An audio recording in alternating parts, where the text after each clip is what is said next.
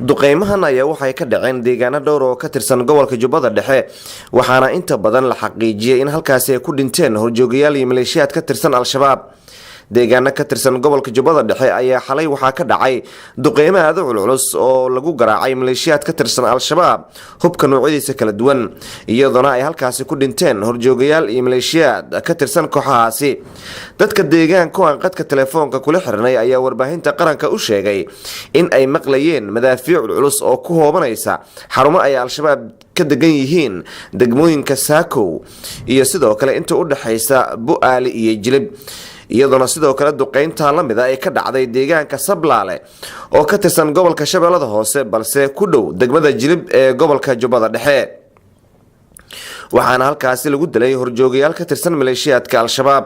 si xog badan aynu uga helno weerarkii xalay lagu qaaday kooxda ayaa waxaa warbaahinta qaranka uga warmay taliyaha ciidanka danab ee qaybta Jubbaland xasan maxamed aadan ciraaqi waxaana uu sheegay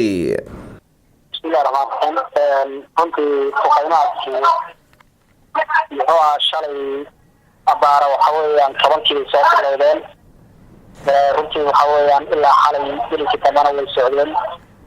waxayna ka dhaceen muxuu ahaa guud ahaan waxa weeyaan gobolka Jubbada Dhexe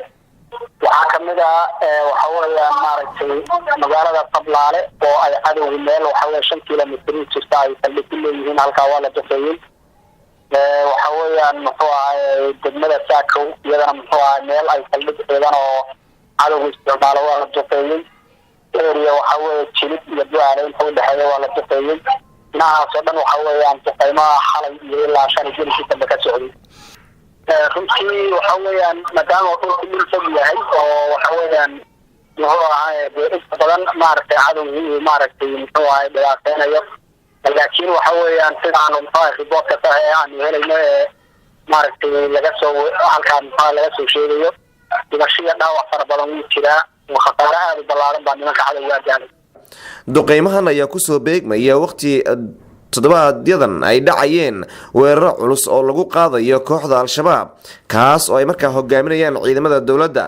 waxaana haatan ay u muuqanayaan kooxahan kuwa markaasi awoodooda hoos loo dhigay marka loo eego qaabka markaasi ay u howlgalayaan ciidamada Kumandooska Soomaaliya. aadan maxamed salaad raadiyaha telefishinka qaranka magaalada Kismaayo.